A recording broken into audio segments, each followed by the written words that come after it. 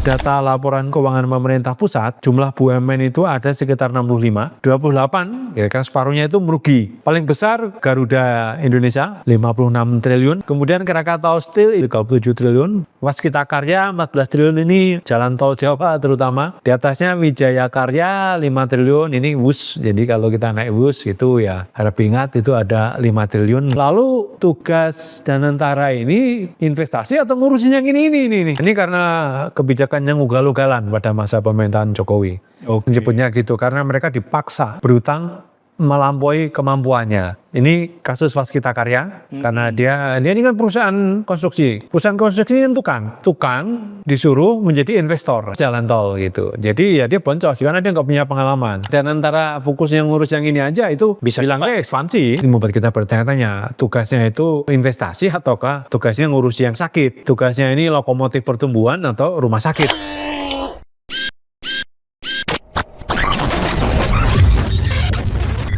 Halo sahabat integritas, jumpa lagi di kanal Satu Visi Utama program Buka Kartu. Beberapa waktu lalu kita sudah membahas problem yang dihadapi oleh BUMN yang harus mengcover utang ya dari proyek kereta cepat WUSH. Dan hari ini kita akan melanjutkan pembahasannya, tapi lebih untuk melihat kira-kira Danantara ya sebagai induk dari BUMN Indonesia sekarang setelah Kementerian BUMN bubar, itu apakah akan seperti impian awalnya ya menjadi sovereign wealth fund ya. Mereka ini kan digadang-gadang akan seperti SWF yang ada di Norwegia, di Cina, di Kuwait, di Arab, di Singapura gitu ya, dengan akumulasi aset dari investasi yang mencapai triliunan US dollar. Yang terkecil itu kalau di catatan GIC Private Limited Singapura itu kira-kira asetnya mencapai 800,8 miliar US dollar. Nah, Danantara Indonesia punya apa? Sementara di saat yang sama BUMN yang dikelola oleh Danantara ini adalah BUMN yang sakit, merugi. Nah, untuk membahas kira-kira bagaimana ke depan Danantara, kenapa kemudian Danantara akhirnya harus menjadi rumah sakit, bukan lagi sebagai investment manager ya, yang mewakili negara, kita akan berdiskusi kembali dengan Mas Danang Widoyoko PhD, Sekjen atau Sekretaris Jenderal dari Transparansi Internasional Indonesia. Mas Danang, Iya. soal Danantara ini, mimpinya SWF.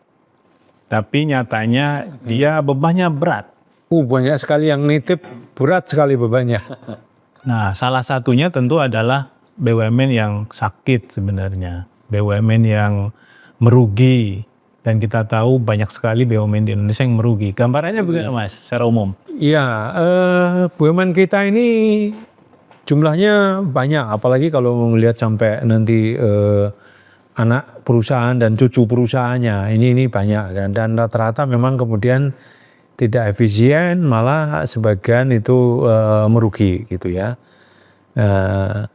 Yang menjadi tidak mudah bagi publik untuk melakukan pengawasan itu karena tidak semua informasinya itu bisa diakses oleh publik gitu. Itu yang saya kira menjadi catatan. Jadi itu yang menurut saya kita mesti mencermati. Jadi Danantara itu awalnya memang benar, yang saya dengar dulu itu kan ketika digulirkan pertama kali itu kan menjadi badan pengelola investasi ya, sovereign wealth fund gitu. Dan awalnya kan hanya BUMN besar yang ditarik. Jadi saya menduga waktu itu, waktu itu menterinya masih Pak Erick Thohir dapat bebannya aja nih, gula-gulanya ditarik ke Danantara semuanya gitu ya. Ternyata semua dipindahin ke Danantara sekarang, termasuk juga BUMN yang sakit. Jadi sehingga kemudian memang tadi benar seperti Adnan katakan, ini tugasnya sangat berat. Tapi sebetulnya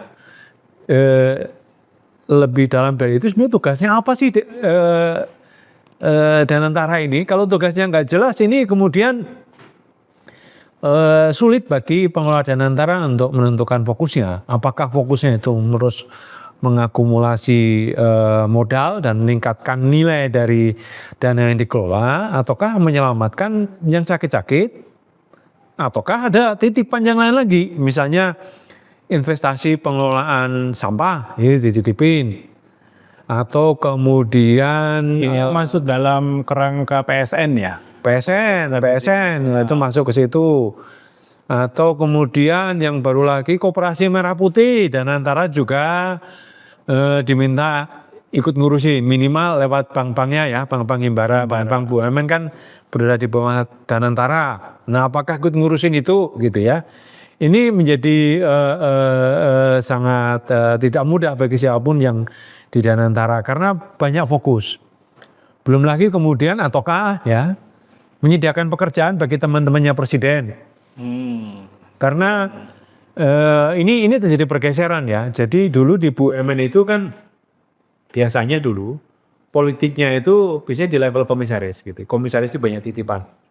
Sementara di direksi sebagian besar, ya mungkin ada 1-2, tapi sebagian besar itu penempatannya profesional, rekrutmennya profesional. Jadi ini. Tapi sekarang sudah bergeser gitu ya. Misalnya di Garuda yang baru itu Ganti Khairupan itu kan investasinya jadi temannya Pak Prabowo aja. Gitu ya. Saya masih ingat karena ketika saya masih mahasiswa itu di Salatiga demo-demo dulu komandan Koremnya namanya Glenny Khairupan. Jadi takut kita lah. Jadi kan kalau mahasiswa tahun 90 mesti tahu ya ini komandan Koremnya siapa, komandan Kodemnya siapa, Pangdamnya siapa gitu. Karena suatu saat kita menghadapi risiko diciduk gitu kan. Jadi kita mesti paham. Dan prestasinya ya menurut saya tidak ada di bidang transportasi kecuali menjadi sahabat setia presiden dari dulu hingga sekarang. Nah itu kan jadi tidak mudah gitu. Atau kemudian di beberapa BUMN lain isinya seperti Agrinas itu ya teman-temannya presiden karena latar belakang TNI gitu ya. Jadi Danantara ini fungsi apa lagi nih? Memberi pekerjaan buat teman-temannya presiden, memberi pekerjaan buat aktivis partai politik karena di revisi undang-undang BUMN terbaru kan nggak ada larangan bagi mereka yang berafiliasi atau pengurus partai untuk menduduki jabatan strategis di BUMN. Jadi itu yang saya kira menjadi tugas berat. Mereka sebagai penyelenggara negara dikeluarkan. Nah ya itu konsekuensinya. Atau public service. Karena itu real. PLN, Pertamina itu public service ya. Atau beberapa kereta api itu public service, pelayanan publik gitu kan. Kereta api tidak boleh mencari keuntungan sebesar-besarnya karena tiket tergantung apa kata presiden gitu kan. Kalau presiden nggak beri izin, ya dia nggak bisa naikin tiket walaupun keuangannya berdarah-darah gitu. Tapi so far masih untung sih. Tetapi kan tiket itu bukan berada di tangan dia atau harga listrik bukan di tangan PLN, tapi di tangan presiden, keputusan politik itu.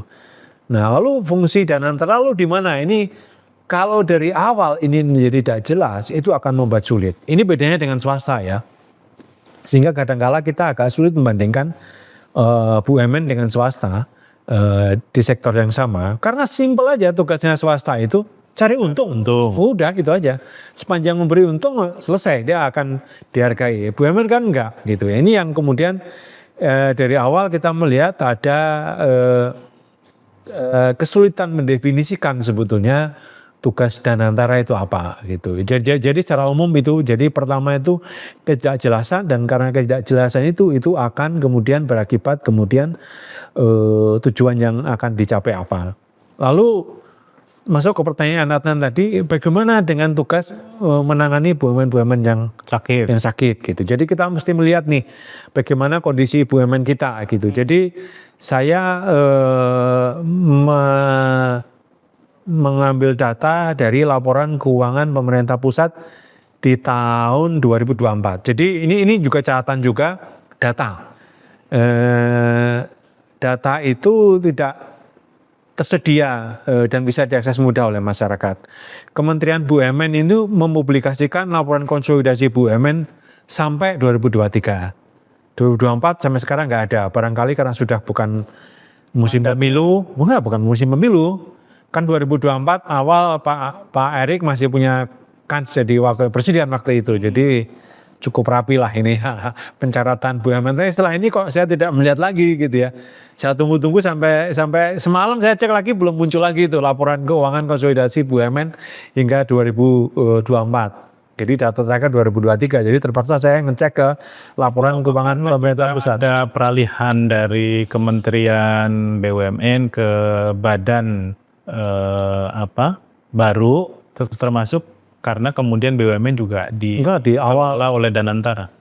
bisa jadi, tetapi kan ini kan laporan keuangan sampai akhir tahun 2024 mestinya harus ada. Karena masih sampai akhir 2024 kan masih kewenangan Kementerian BUMN gitu ya. Walaupun tentu saja publikasinya itu kan di pertengahan. Tapi publikasi kan sebetulnya audit publikasi mulainya kan di awal tahun ya. Jadi sebelum Danantara itu beroperasional, mestinya masih tugas Kementerian BUMN. Tapi ya kita tidak bisa mendapatkannya. Mudah-mudahan nanti di Danantara bisa lebih rapi, mudah-mudahan ya. Karena ini yang menurut saya juga catatan. Kalau publik tidak bisa mengawasi, itu akan menyulitkan. Nah kita langsung masuk ke, langsung saya lompat ke ini ya. Ini BUMN yang merugi sampai di catatan tahun anggaran financial year 2024. Ini ada di data laporan keuangan pemerintah pusat, jumlah BUMN itu ada sekitar 65. Ya, ada 65, 28, ya kan separuhnya itu merugi. Paling besar yang mencatatkan kerugian itu Garuda Indonesia, maskapai kita ini 56 triliun nilainya, itu satuannya dalam juta ya, jadi 56 triliun. Ini selalu menjadi bintang nih kalau ngomong kerugian. Iya, dia jagoannya nomor 1 itu dari bawah ya. Kemudian Krakatau Steel ini juga merugi ya, Krakatau Steel 37 triliun, perusahaan yang merugi juga. Dan memang ini menjadi dilema di Krakatau Steel, perusahaan baja ya, karena memang seringkali kita tidak kompetitif menghadapi serbuan baja di internasional, terutama India ya. dari China itu yang ini tidak mudah gitu ya. Dan kemudian ini asuransi Jiwasraya belum selesai, refinancingnya masih ada beban 30 triliun. Waskita Karya 14 triliun ini jalan tol Jawa terutama. Jadi kalau kita menikmati jalan tol Jawa, termasuk saya, kita harus sadar di bawah itu bahwa kita ada utang 14 triliun yang harus ditanggung oleh Waskita Karya gitu ya. Di atasnya Wijaya Karya 5 triliun, ini WUS. Jadi kalau kita naik WUS itu ya harap ingat itu ada 5 triliun gitu ya. Terus kemudian ternyata ya ada beberapa, ini nanti kita akan diskusikan per sektor ya nanti, tapi ada cukup banyak farmasi ya, BUMN farmasi. Ada farmasi itu juga yang sangat merugi, ini Bio Farma di sini, lalu kemudian ya Perumnas juga merugi ya, cukup banyak ini yang BUMN ini. Nah lalu tugas Danantara ini investasi atau ngurusin yang ini. Karena ini tidak mudah ya ngurusi yang BUMN sakit ini gitu ya. Kalau betulannya juga sudah disuntik kemarin. Nah, keputusannya sudah disuntik sekitar 23 triliun dikucurkan gitu ya dari Danantara untuk supaya bisa terbang lagi gitu ya. Kalau mau pakai dividen BUMN yang katanya 80 triliun itu berarti sudah berkurang berapa? Oh nggak cukup, nggak nyampe 80. Nanti kita ini karena benar setorannya 80, tetapi kan harus ada penyertaan modal negara lain lagi. Jadi sebenarnya nggak nyampe 80 sebetulnya gitu angkanya. Belum lagi kalau nombok ini aja, waduh itu juga nggak akan cukup ininya. Ya tentu direstrukturisasi, memang harus direstrukturisasi gitu ya. Tetapi kan ini menjadi jadi menjadi catatan ya, mengapa kita mempertahankan perusahaan ini gitu ya.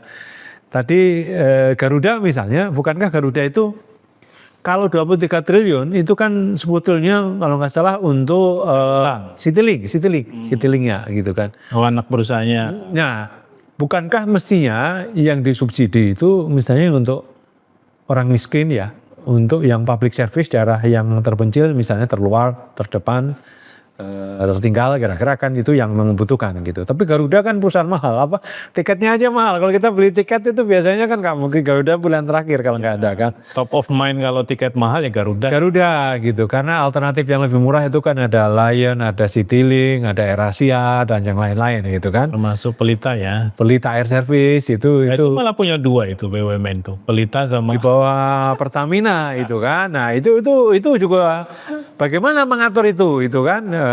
Apakah nanti Pelita akan digabung dengan Garuda ataukah seperti apa itu Danantara, PR Danantara gitu. Ngurusin ini aja satu Garuda aja nggak mudah gitu ya. Dan nggak selesai tampaknya. Iya sebesar itu sudah lama kan?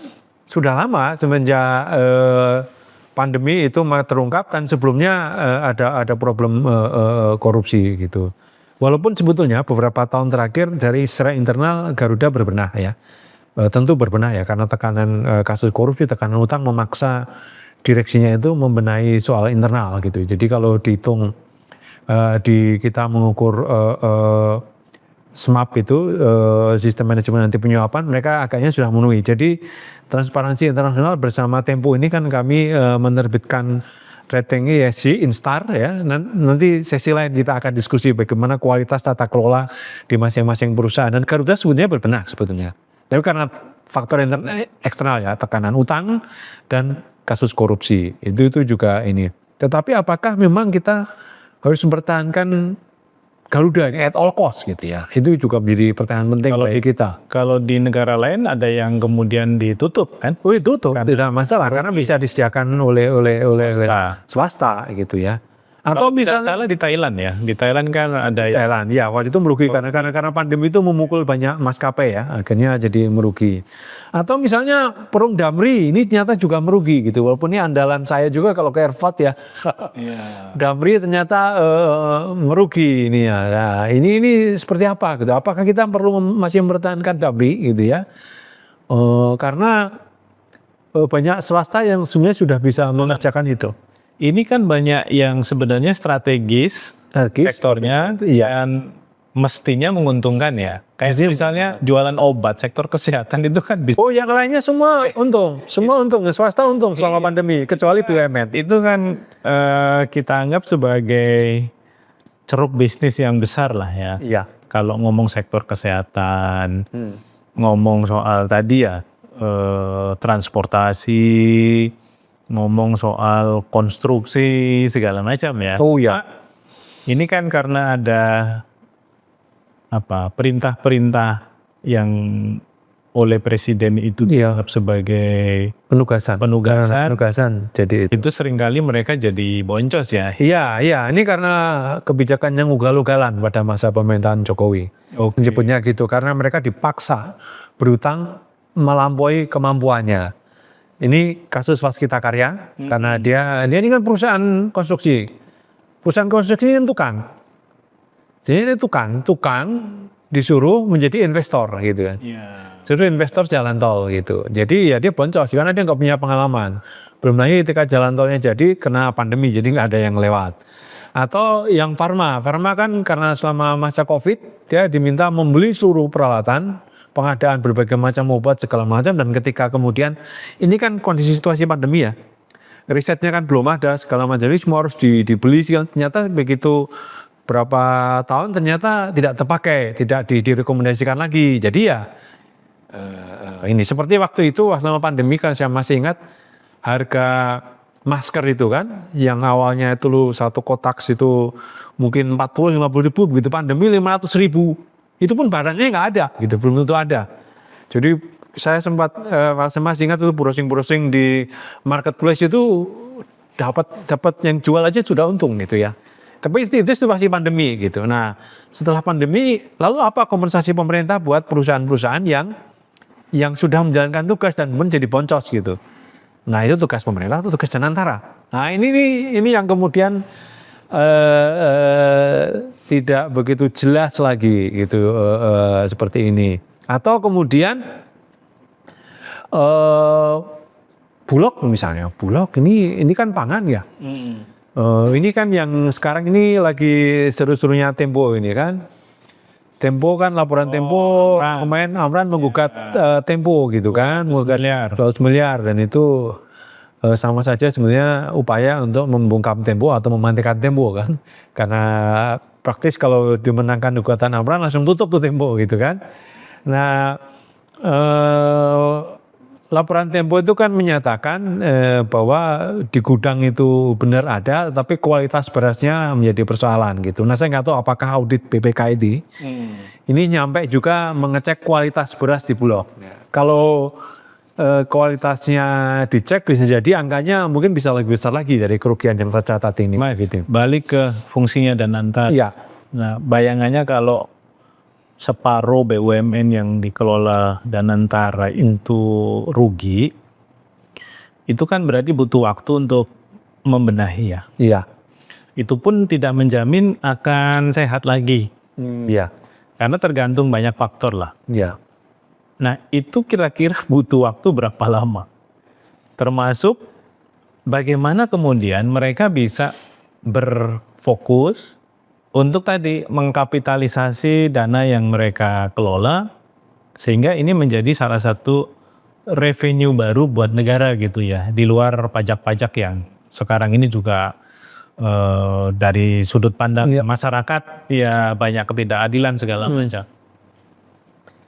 Nah kalau ini, nah itu yang menurut saya kita belum mendapat informasi yang memadai dari Danantara. Sebetulnya kita hanya Skenarionya seperti apa sih mereka? tidak jelas juga. Mereka lagi sibuk dengan urusan internal kan, badan baru tentu butuh orang baru, butuh aturan baru gitu ya, butuh merumuskan job description baru segala macam, pasti lagi pusing soal internal gitu ya. Belum lagi titipannya sangat banyak dan kemudian pasti mereka pusing dengan itu.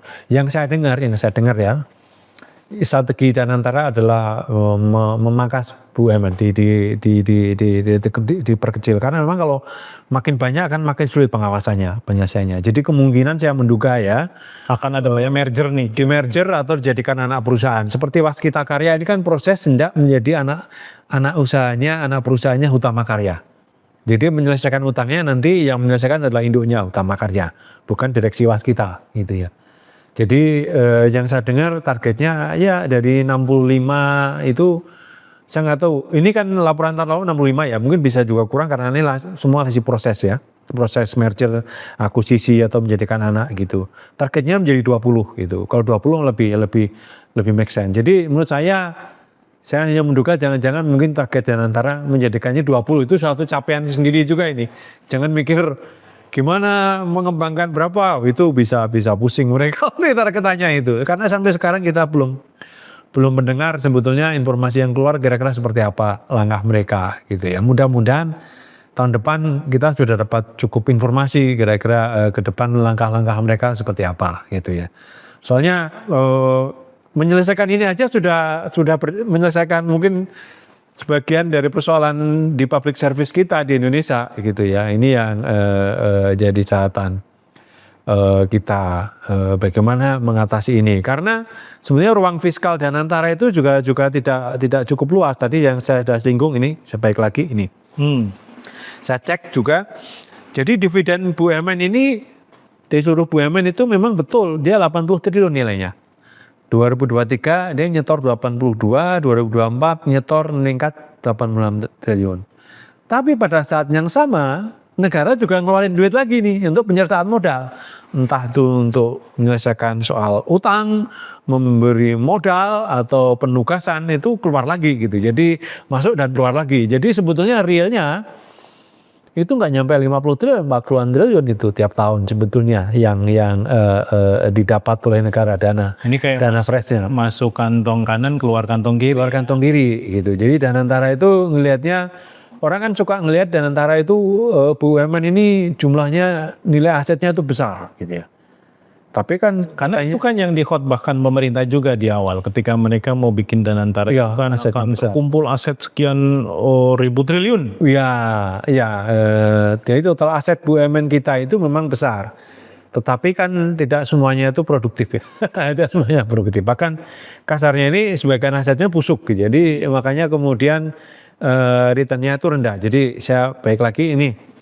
Jadi ini yang dikampanyekan kadang-kadang ketika Danantara dibentuk kita akan memiliki aset yang besar gitu. Nah ini saya gunakan data ini dari LKPP ya. Ini ada berapa versi Mas ya laporan yang angka yang bisa didapat dari laporan konsolidasi BUMN. Nah yang saya dapat ini dari laporan BPK, laporan Kementerian Keuangan di laporan keuangan pemerintah pusat.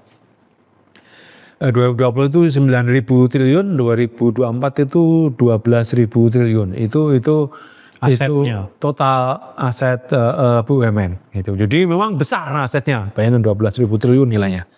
Tetapi itu kan memang kalau aset besar itu kan kira-kira ya ini kalau kita punya uang katakanlah 12 juta itu kalau kita putar itu dapat berapa gitu ya ininya. Nah kemudian saya cek return on assetnya sebetulnya.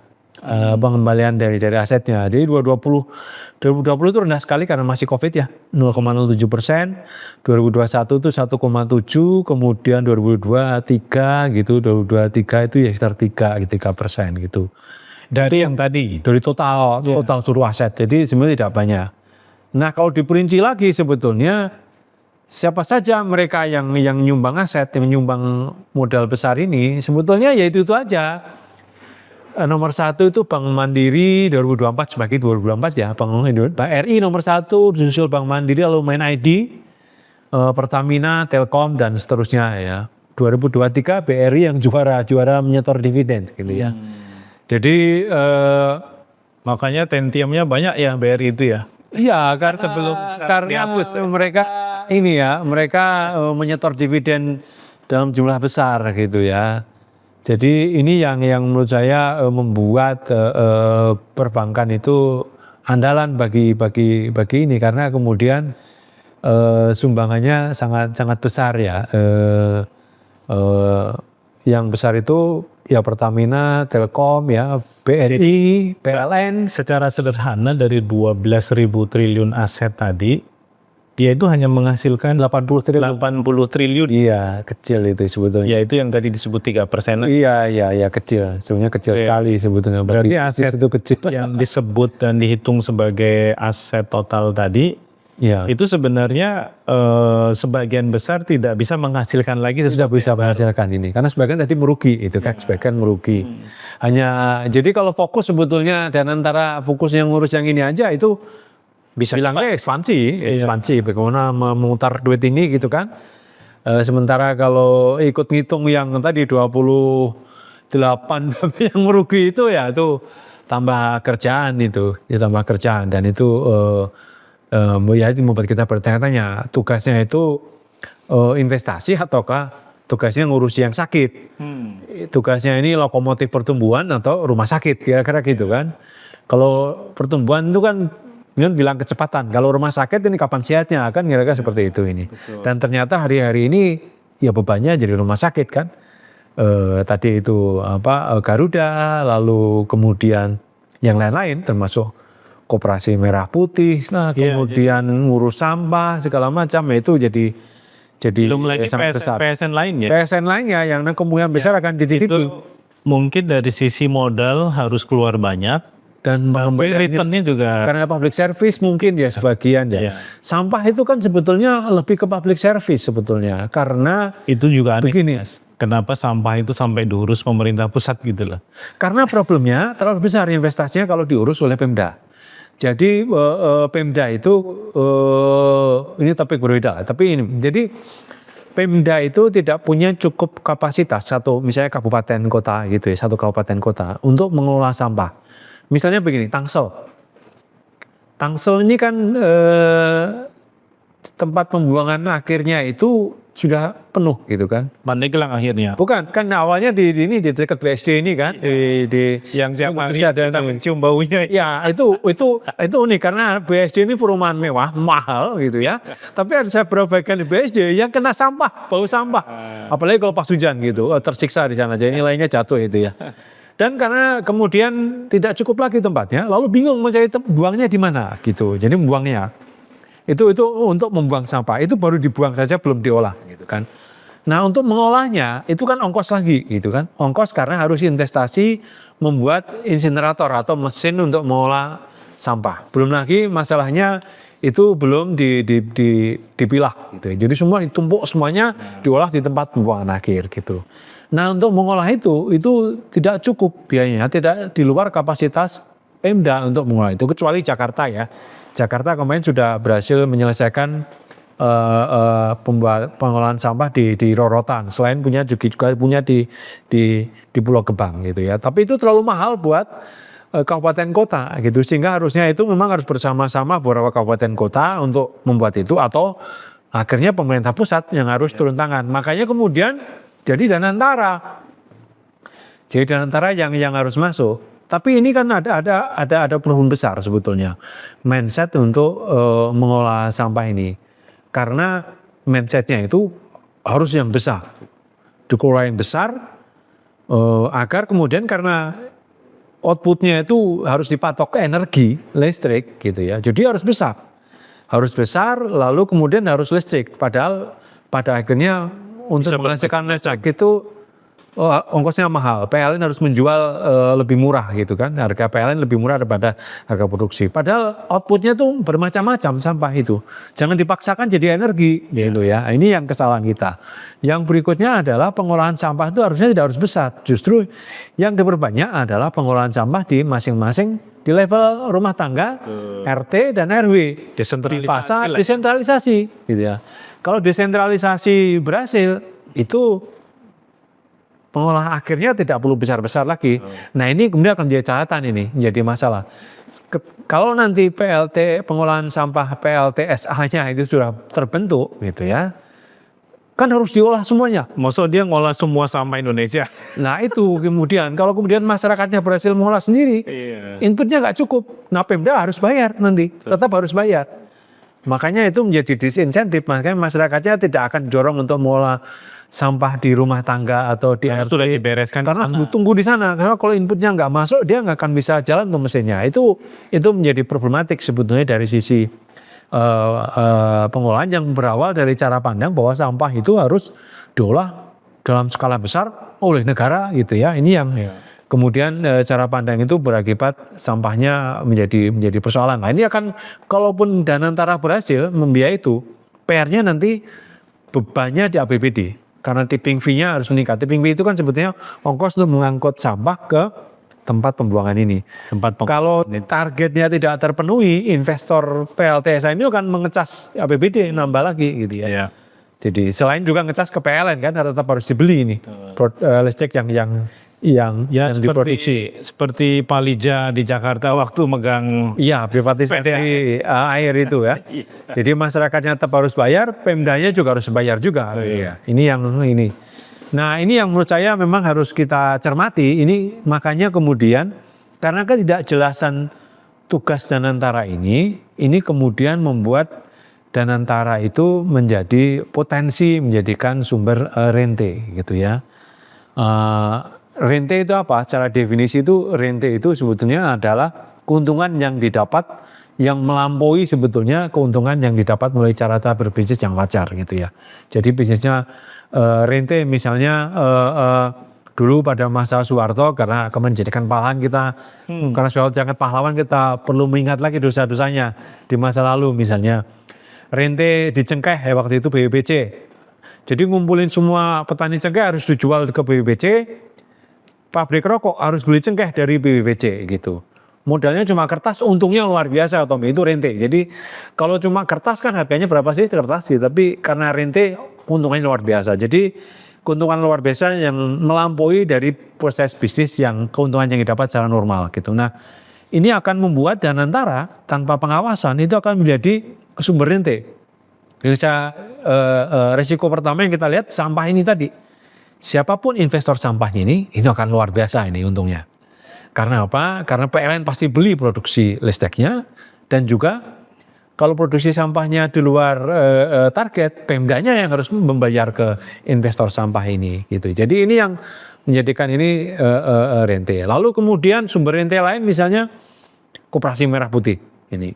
Koperasi Merah Putih ini juga berisiko kalau didanai oleh bank-bank BUMN, kalau ini penugasan dari pemerintah kan. Kalau presiden sudah memberikan perintah ya harus jalan nih bank-bank BUMN ini. Disapa pengurus-pengurus koperasinya. Nah sementara mereka nggak bisa menjamin sebetulnya. Kalau proses bisnis yang wajar sebelum katakanlah Mandiri BNI mengucurkan uang bagi rekan-rekan yang mengalami mengurus KPR dulu, rumitnya kita gitu kan.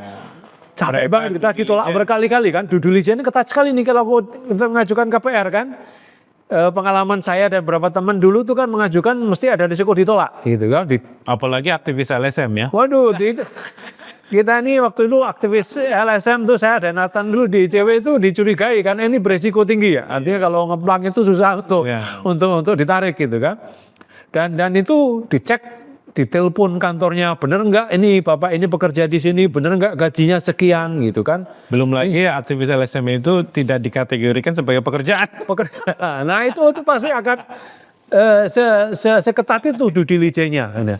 Nah, apakah due diligence untuk mendapat KPR itu juga seketat untuk pengucuran dana bantuan untuk operasi merah putih? Nah, itu yang menurut saya Danantara dan bank-bank BUMN harus dituntut sampai ke situ gitu, bahwa untuk memastikan kreditnya itu tidak macet, tidak menjadi rente, itu harus ada due diligence yang ketat gitu ya. Yang agak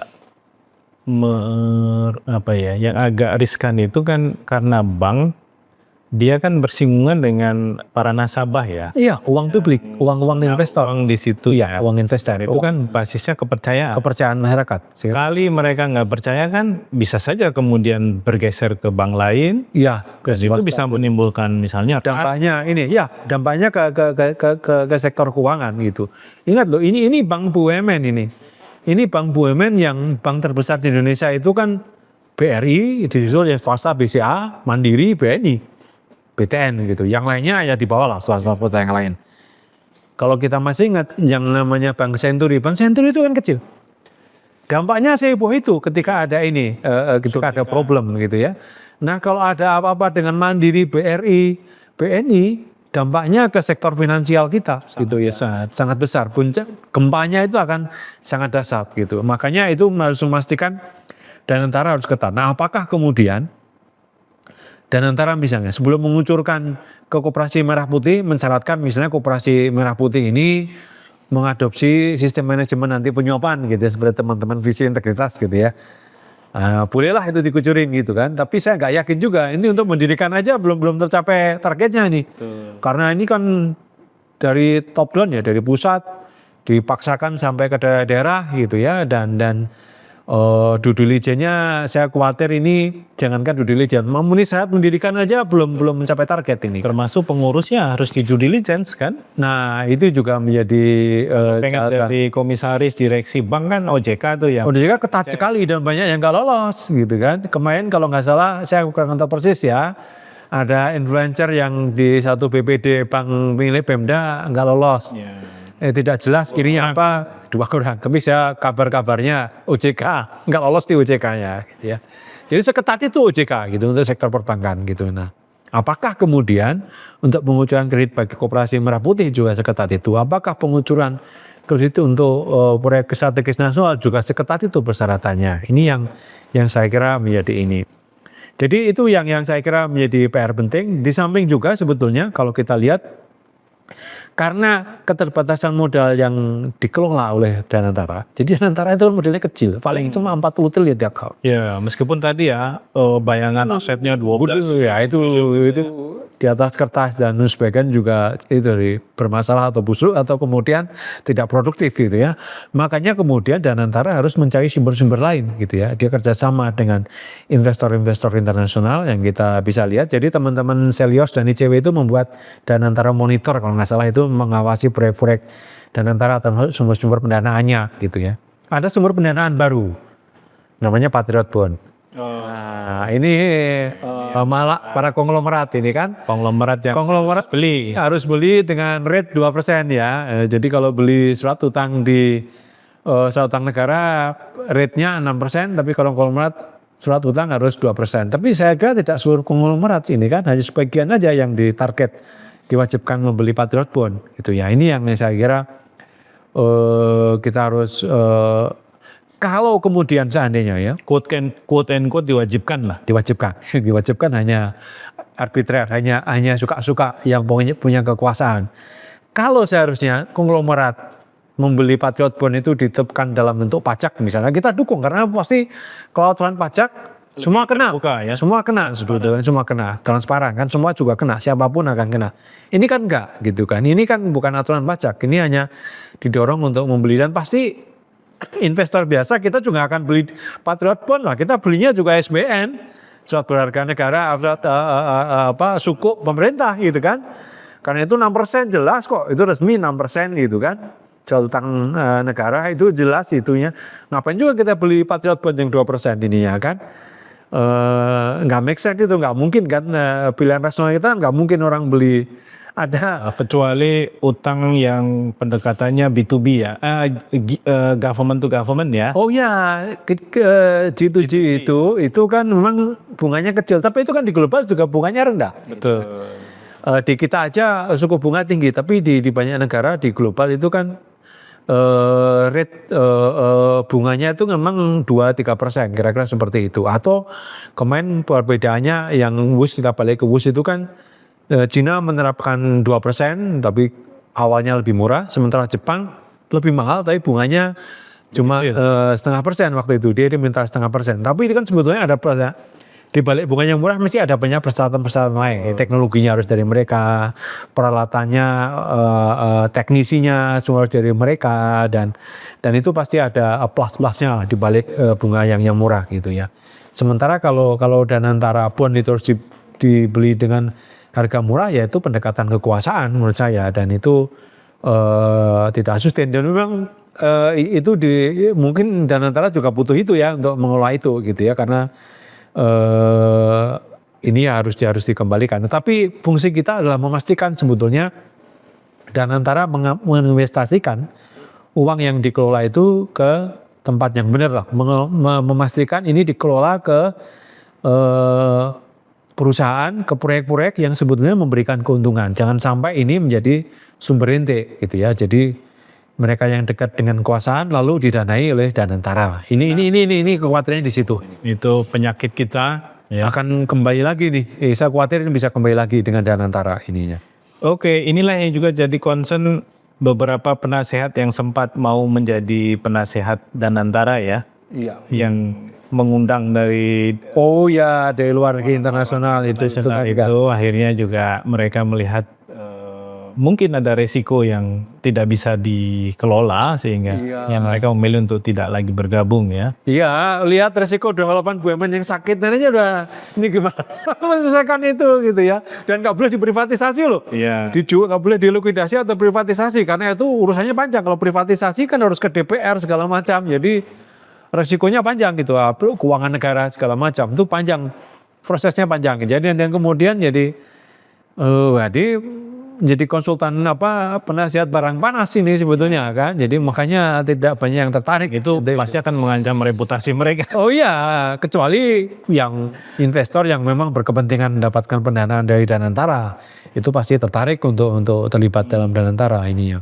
Oke Mas Danang, ini kita sudah panjang lebar membahas soal Danantara, apakah dia digadang-gadang memang akan menjadi SWF gitu ya, atau justru menjadi juru selamat dari para pesakitan ya, yang listnya itu tadi sudah kita lihat, sahabat integritas semua.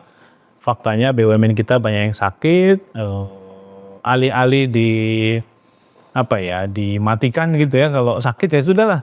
Karena namanya bisnis kan sederhana ya, kalau sakit ya sudah selesai gitu. Nanti kita cari model bisnis baru yang mungkin lebih menguntungkan. Tapi dalam konteks ini akhirnya Danantara juga yang harus membenahi.